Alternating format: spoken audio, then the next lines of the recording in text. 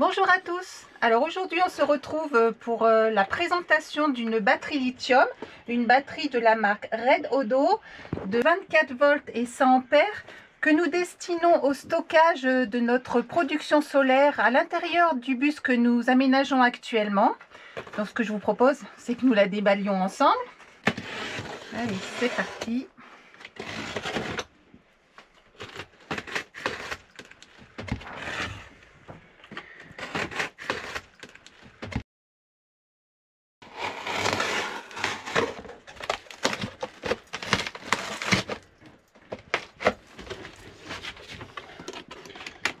Donc ce sont des batteries plutôt lourdes, hein. Généralement elles sont bien emballées, comme vous pouvez le voir.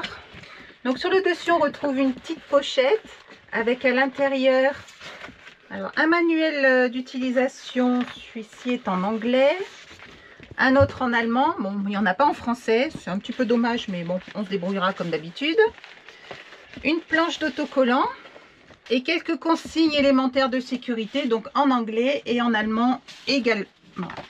Allez, on va ranger tout ça. Donc on retrouve également un petit sachet avec des boulons, des rondelles et les petits capuchons pour différencier les deux polarités, donc le noir, le négatif, le rouge, le positif. Voilà.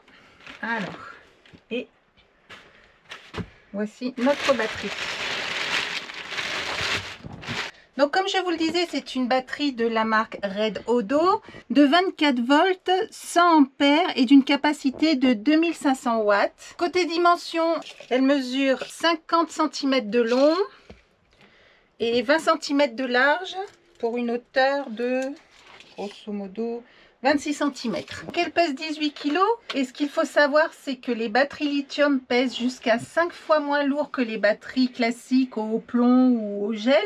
Alors pour nous, c'est vraiment un avantage, nous qui recherchons toujours à alléger nos véhicules aménagés. Donc ce que je vous propose avant toute chose, c'est de vérifier la tension. On met le testeur en route.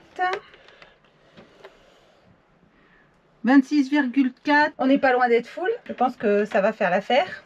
Donc si vous la rechargez avec un chargeur externe, le courant de charge maximum à prendre en compte est de 20 ampères. Donc ça c'est pour le rechargement via le 220 volts. Si vous souhaitez recharger avec des panneaux solaires, il faudra une puissance minimum de 600 watts de panneaux solaires. La batterie est contrôlée via un BMS intégré de 100 ampères, ce qui lui assure une sécurité maximum. Donc en charge haute, il va couper à 30 volts et en décharge profonde 21,6 volts. Donc c'est une batterie qui supporte également d'être rechargée via un alternateur ou un groupe électrogène. Donc il faut prendre en compte que le voltage recommandé est compris entre 28,4 volts et 29,2 volts. Donc on estime qu'elle est à 100% de charge quand elle indique 27 volts, à 50% quand elle indique 26,3 volts, et à moins de 1% quand elle indique 21,6 volts. Donc là, c'est une tension vraiment critique et c'est là que le BMS entre en jeu et qu'il arrête la décharge en fait. Mais ce qu'il faut savoir, c'est que ce sont des batteries qui sont conçues pour accepter les décharges profondes, contrairement aux batteries au plomb qui arrivent à 50% de capacité, atteignent un seuil vraiment critique pour elles. Donc ce qu'il faut savoir, c'est que vous avez la possibilité d'augmenter le voltage de votre installation en les raccordant en série et d'augmenter l'ampérage en les raccordant en parallèle, en prenant en compte que vous ne pouvez relier que 4 batteries maximum par montage. En prenant en compte qu'il faut effectuer un équilibrage de chaque batterie tous les 6 mois. Donc le raccordement de cette batterie à votre appareillage est un jeu d'enfant. Il suffit de déboulonner ici, de mettre la cosse en place et de revisser le boulon avec une clé de 13 et lors de la manipulation de cette fameuse clé, d'éviter à tout prix que la clé ne rentre en contact avec les deux cosses ensemble, donc pour éviter tout simplement le fameux court-circuit qui serait vraiment dramatique avec les ampérages de cette batterie. Donc avant tout raccordement à votre appareillage, l'installation doit être protégée par un coupe-circuit en amont et donc bien sûr placé sur la position arrêt avant tout raccordement à votre appareillage. Donc par exemple ici, il s'agit d'un onduleur de 24 volts. Et bien sûr de respecter les polarités de votre appareil afin d'éviter tout dysfonctionnement. Donc ce que je vous propose maintenant, c'est un petit essai en situation réelle. Donc je vais raccorder cette batterie à cet appareil. Donc il s'agit de l'onduleur qui alimentera notre bus, la totalité de notre bus en 220 volts.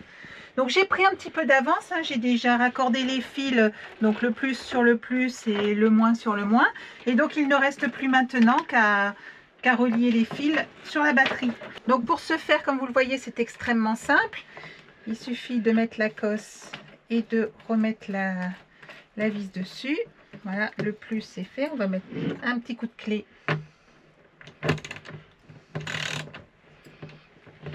Voilà. Et maintenant le moins avec sur la cosse moins. Voilà. Le petit tour de clé. Alors je ne la serre pas trop fort, hein. On ne va pas mettre des intensités de malade. Donc, voilà. Donc voilà pour le branchement, hein. Comme vous l'avez vu, c'est extrêmement simple. Donc il ne me reste plus qu'à raccorder une prise en 220. Donc j'ai pris un petit peu d'avance, hein. J'ai déjà installé les fils. Donc bien entendu, ne réalisez pas ce montage directement chez vous, hein. Là c'est juste pour le test, c'est vraiment du provisoire. Donc voilà. Après nous n'avons plus qu'à raccorder cette platine ici. Donc il y a des détrompeurs, on ne peut pas se tromper. Non, non, attends, je pense.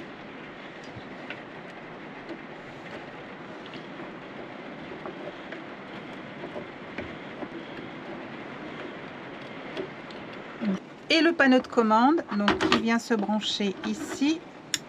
Voilà. Donc il vient de se mettre en route. Oh déjà il y a la tension, hein, c'est bon signe. Donc il me dit que la batterie est full. Donc c'est déjà ça, hein. De toute façon il n'y a que ça de raccorder. Donc pour l'instant il pourra m'indiquer que ça.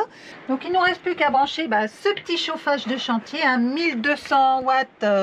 Je pense qu'elle va y arriver, hein, elle va faire le job. Donc il ne me reste plus qu'à le raccorder sur ma prise en 220. Donc voilà, l'ensemble est sous tension. Donc on va mettre en marche le chauffage. Position 2 et maximum power. Donc on va attendre 2-3 petites secondes pour contrôler son état de marche. Donc il commence à chauffer, donc c'est bon signe, hein, c'est que il fonctionne bien. Donc voilà pour cet essai. Alors on n'en doutait pas, hein, ce sont vraiment des batteries de bonne puissance. On ne va pas revenir sur les avantages du lithium par rapport aux batteries classiques, mais voilà, on est vraiment satisfait de cet essai. On espère que vous également, et on vous dit à bientôt.